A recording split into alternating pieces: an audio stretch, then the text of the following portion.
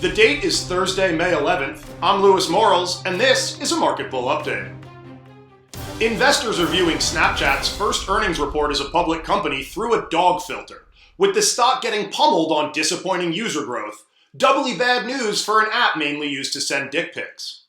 Snapchat insists user growth isn't the most important metric, as they're not a social network but instead a camera company, because the best way to assuage investor concerns is drawing a comparison to Kodak and Polaroid.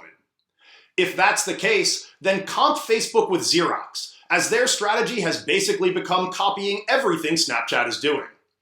On the earnings call, Snap CEO Evan Spiegel responded to Facebook's copycatting by saying, quote, "Just because Yahoo has a search box doesn't mean they're Google," which is the biggest nerd burn since the time the only girl in Silicon Valley got syphilis.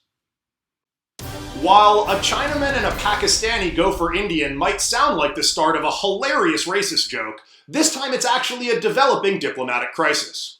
China has set aside $900 billion to invest in infrastructure projects to increase trade and potentially political influence throughout 60 regional countries.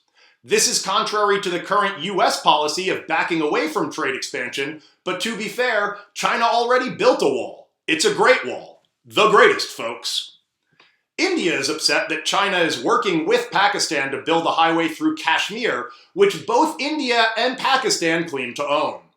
China says that partnering with Pakistan is not an endorsement of their control, though India would prefer not to have any Chinese supplies in Kashmir.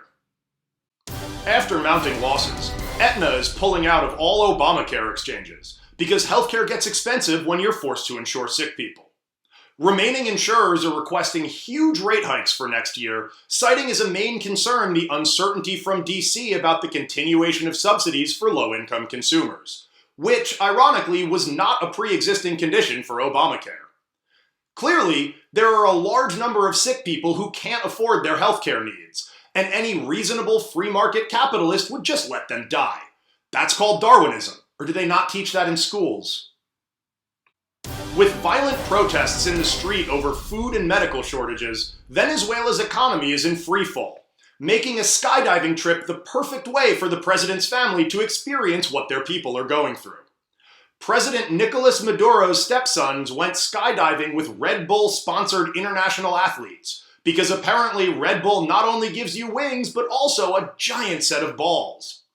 Either way, the best way to fix this would be handing protesters a Pepsi.